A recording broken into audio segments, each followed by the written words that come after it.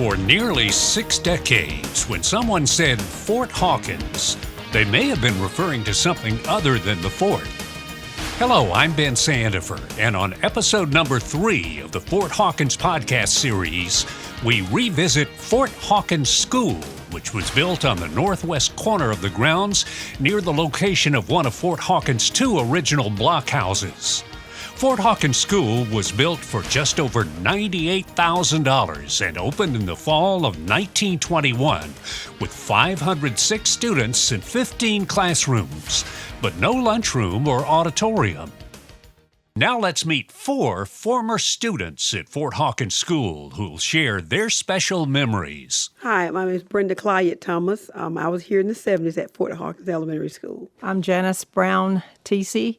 I was here in 57 through the early 60s. I'm Pearline Gordon Young. I started in 1941, and I graduated in 1948. Larry Smallwood. I was here 54 through 62. And Larry Smallwood had the distinction of being a third-generation Fort Hawkins student. My mother's mother and my mother, her two of her sisters, my older brother and sister, and my younger brother went, but he left in the 5th grade. We moved to West Macon. Brenda Clyde Thomas went on to set school records in sports at Northeast High School, Florida State University, and she was part of the 1984 U.S. Olympic team. Her love for athletics may have started at Fort Hawkins School. Well, for me, May Day or field day and recess, because we had a teacher here, Mr. Willie Epps, who I should have reached out to, because he actually is still living, and he was like one of my favorite teachers. But it was cool because he was always out there playing with us, and also our gym teacher, which she's deceased, Miss Leonard.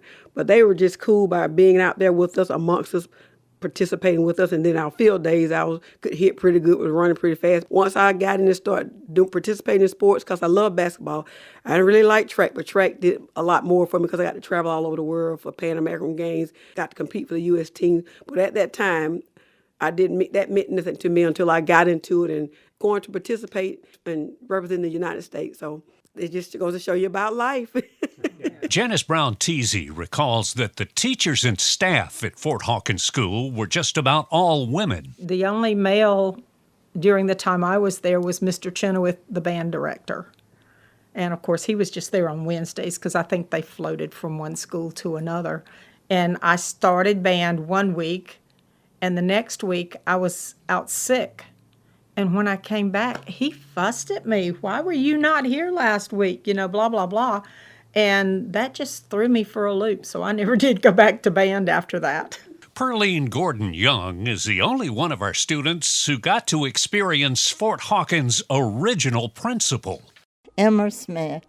She was very frightening, and she looked just like the witch in Wizard of Oz, and she had the longest fingers. And when she would point those fingers, I remember my second day of school. The first day, my mother took me. And the second day, Mother paid one of the friends of ours that went to Fort Hawkins to walk to school with me. And when we walked up to the school that morning, Miss Smith walked out, and she pointed that finger and she said, "You cannot enter this school until 9 o'clock when the bell rings. Don't ever get here before 9 o'clock. Well, I cried all day. It scared me so bad. But then we had Miss Clements come in when I was in about the 6th grade, I think, and she was entirely different.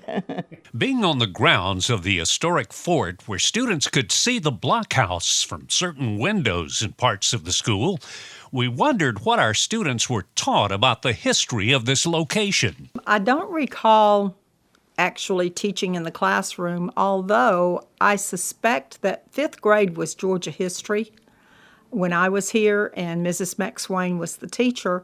And I suspect that we did learn something about Fort Hawkins, but I don't specifically remember it. But I do remember taking short field trips. As you said, they didn't have to call in the big yellow bus.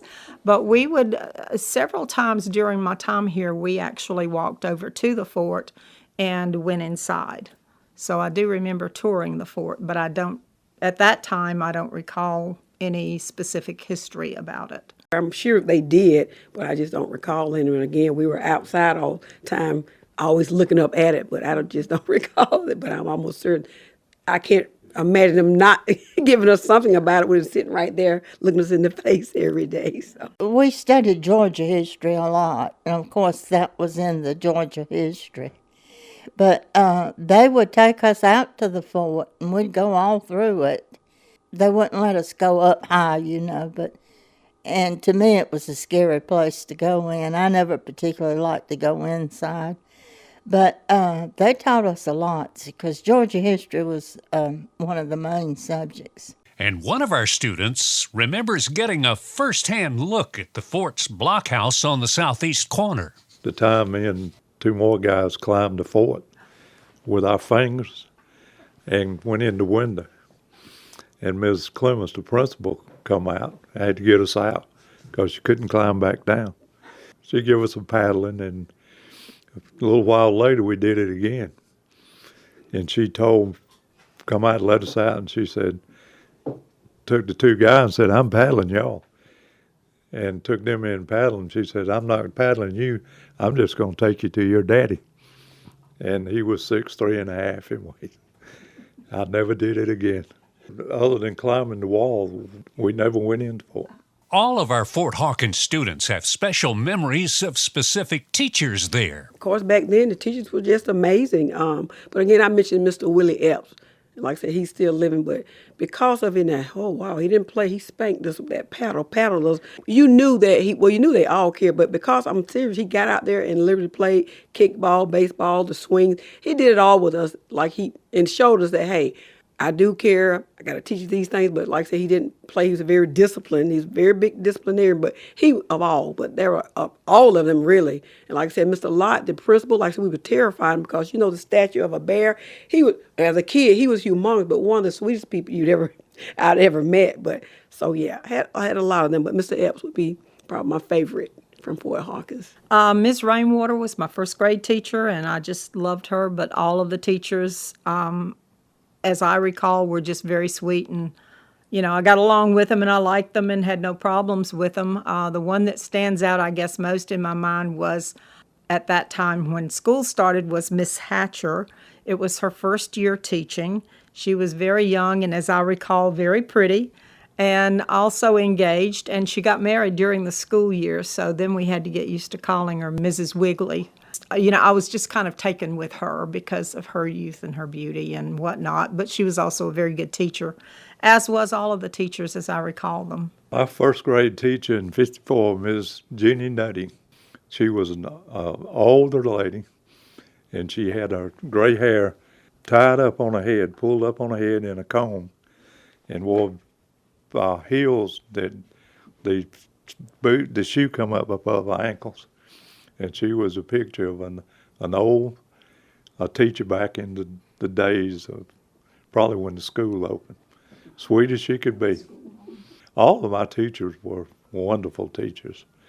I didn't have her, but the second grade teacher later on, they had a Miss Farley's. She got married during the school year, and her name became Picklesheimer.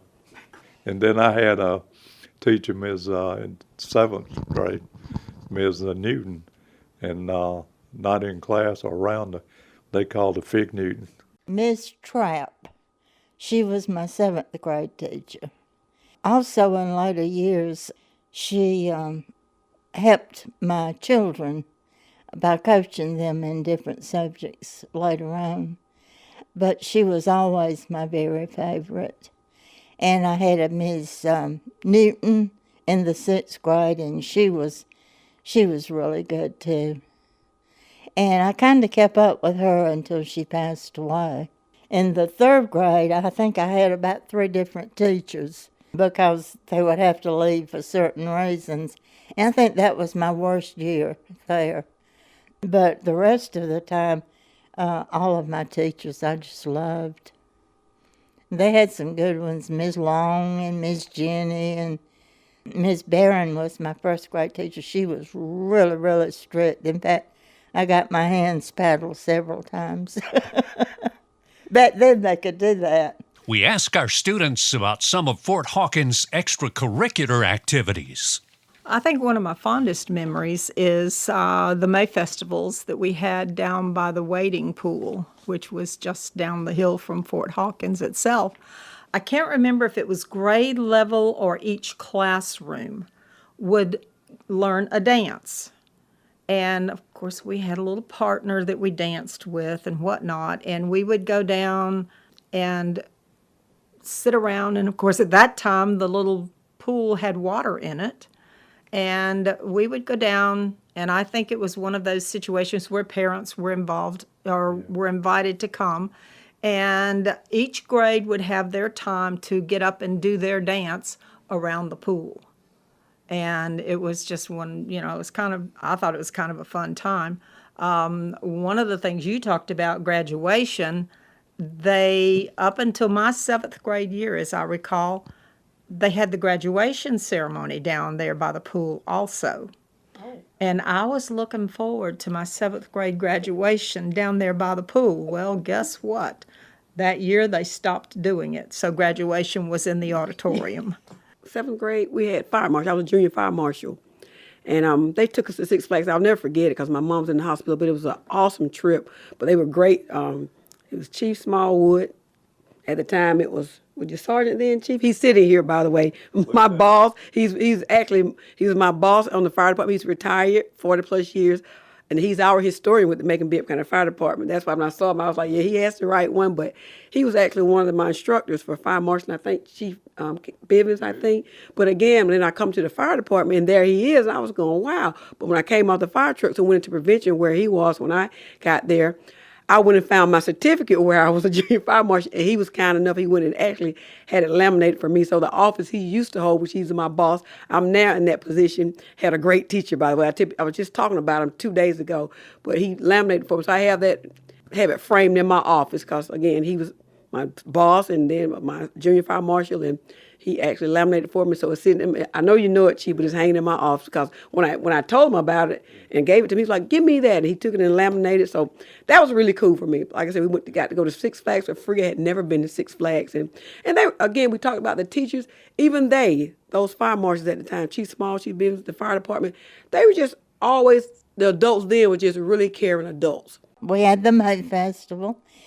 My mother was always a room mother. That's what they called them back then.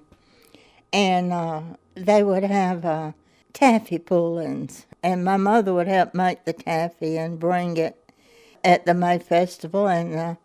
But that's the only festival I really remember us having. We didn't have a lunchroom until I was probably in about the 4th or 5th grade. And they built a lunchroom, added it onto the school. Until then, we just carried our lunch. In the May Festival, it was by grades. In the first year, I walked with a girl. You had to dress up with a bow tie. Mm-hmm. In the 7th grade, I did that.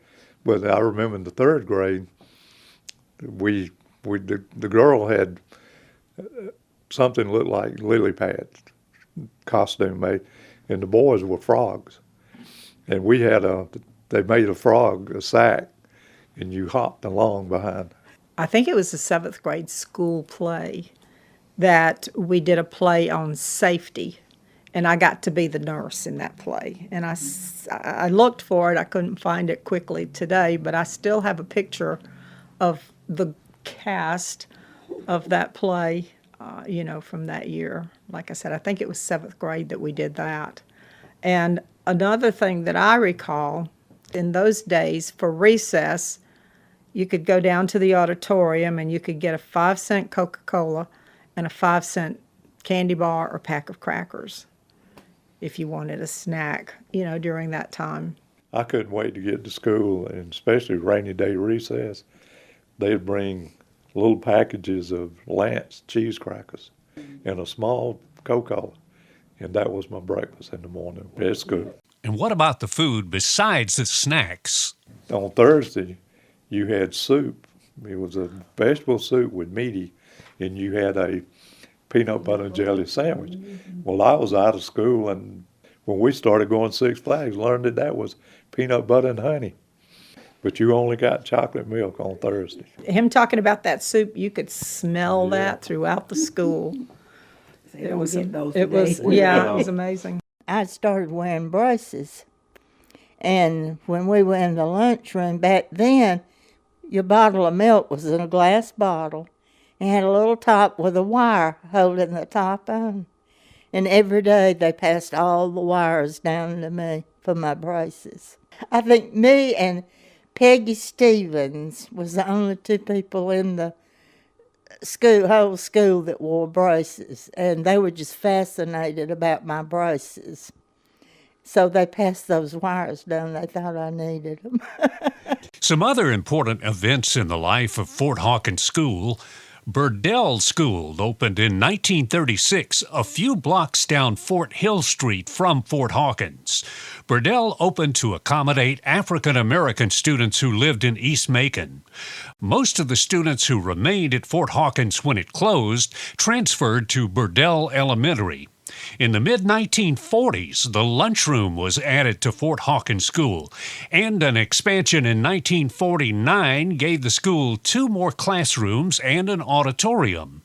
Not unlike the other elementary schools or grammar schools in Macon and Bibb County, Fort Hawkins was a neighborhood school. You walked everywhere you went. I walked to baseball games at Baconsfield, walked to football games at Baconsfield. Mother would bring me to school in the morning, but I had to walk home in the afternoon. And there was a dog on Full Fork Street, and I would walk down to Emory Highway and go around and come back. Mother said, "What took you so long?" And I never would tell her about that dog. Just sat up on. He never barked or anything. He was just sitting up there. I lived on the Mill Village, and I lived on Hydrolia Street.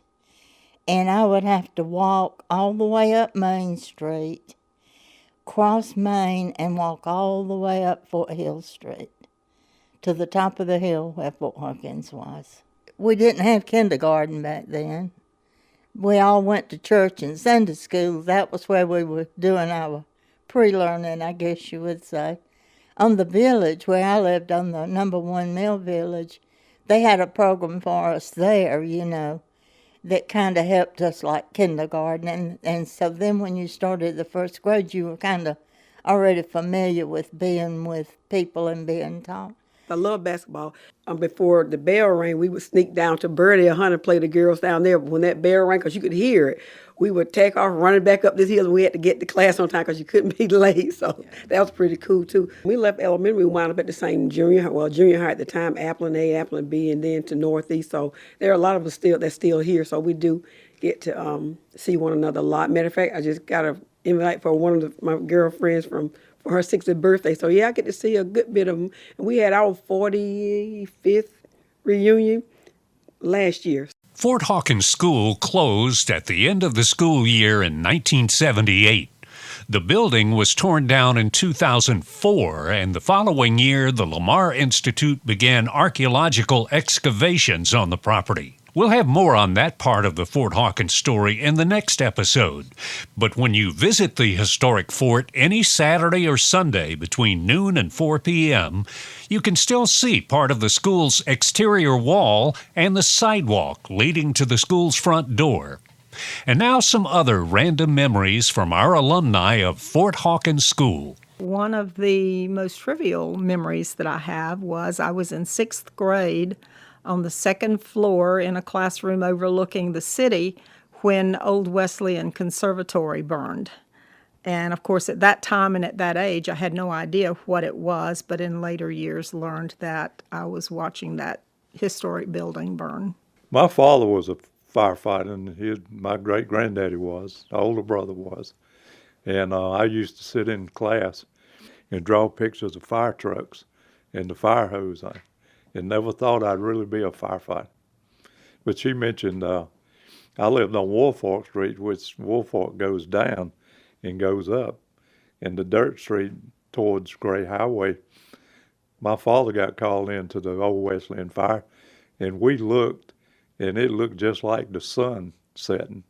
The fire was that bright over there. The only male in the school was Nathan, the janitor. When they'd send us out to dust the erasers on the wall, Nathan would come out there and watch us, be sure we were doing it right.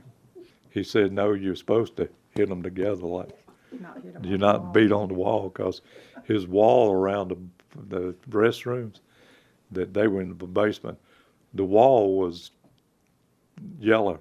We were yellow and white when we got through.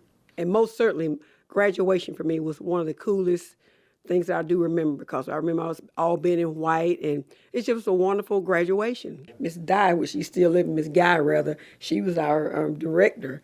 Wow. And you had to have it together. And like I said, we had all the white on for graduation, but we had all those practices. Little lamb, little wayfaring lamb, all alone and cold. That was our song. It was. I never forget that. I have pictures still. Well, I was not a particular smart student, but I always liked literature. I like to read, and I guess that would be my favorite. But back then, we didn't even have a library. The city library was across the road from the school, and we could go over there. But we didn't have a per se library in the school. And we had a big playground, and the fort, of course, was on the property, and we got to go in the fort from time to time. And then there was a little wading pool down, and we never got to go in that, but we could go there on Sundays. Though Pearline Gordon Young, Brenda Clyett Thomas, Janice Brown Teasy, and Larry Smallwood were students at Fort Hawkins School at different times, they all agree that this historic school played a major role in their lives. It was a neighborhood school, the whole neighborhood, and it stretched down to Old Muggy National Monument and to Gray Highway that way. And it was like that. It was you can't find many people that didn't enjoy it. In the 5th grade, in April, I developed hepatitis and missed the last 2 months of school. And every afternoon, one of the 7th grade teachers would 5th grade teachers would bring me work to do, and at home, on their way home, to help me stay up on it. But it was like a family person come in with the information, and it's kind of like homeschooling now. Oh my, absolutely. Again, like I said, the teachers back then were, of course, amazing at the time. We still have amazing teachers, but just for me, the school being here, because like I said, housed a lot of us, because it was such a huge school, and I'm from Davis On, right down the road here at 40 Menard Street, so there are lots of us that attended the school. So yes, absolutely contributed to who I am up today. Those are wonderful teachers, and the other people, my classmates. Those times were just different. They were great people, got along, and we'll help one another. And again, I told you earlier that a lot of us still friends today. So yes, we come from the area where we looked after one another. I think that's why we're still, and those teachers exuded that as well, because they were very, like I said, their kindness and all. So we got to see that up close and personal, not just at home, but in that school system here at Fort Hawkins. So yeah, I think a lot of that had to do with who we are and the kind of people we are. So absolutely. So yay to Fort Hawkins Elementary School, the teachers, the staff, and all the class members and all of those people. One of the things that I've ended up doing in life that kind of relates, I guess, to Fort Hawkins and the history is that I am now the Garden Club of Georgia Blue Star and Gold Star Memorial Chairman, which are markers that honor those that serve in our armed forces and the families of those that have lost loved ones. So I guess in some way you can kind of correlate that as coming full circle. In my terms, those were the good old days. As she said, the teachers were great. If you had an issue at home, all you had to do was let your teacher know, or your mother or dad let your teacher know that, hey, there's something going on here, and they were very understanding and supportive. So I'm glad that I had the opportunity to grow up during that time and to attend Fort Hawkins School. I felt like we got a good education there. And I've enjoyed going back to the reunions. I think anybody that went to Fort Hawkins enjoyed going. At the reunions, we all talk about what a good time we had at Fort Hawkins. Miss Trapp, she instilled in me that anything that I truly wanted to do, I could do. I just had to push myself and make myself understand that I was a good person, a smart person, and she would make you feel like you were the best in the world. And I think she was really the one that gave me the boost to go ahead and do things. And I enjoyed the people and the friendships that I made there, and stayed in touch with many, many people from Fort Hawkins. There were some really good people that went to Fort Hawkins. So how can you keep in touch or reunite with your classmates from Fort Hawkins School? There's a Facebook group, I attended Fort Hawkins School in Macon, Georgia. And in that name, Fort is abbreviated as FT period and Georgia is GA. As of this recording, the group has 362 members. Fort Hawkins also has a school-wide or all-class reunion every 2 years. The next one of these is coming up in October 2023. You can get the details on that by joining the Fort Hawkins group on Facebook. And once again, that page is I attended Fort Hawkins School in Macon, Georgia. And our first 2 episodes of the Fort Hawkins podcast series are still available wherever you listen to podcasts. For Middle Georgia Podcast, I'm Ben Sandifer. DNS Production.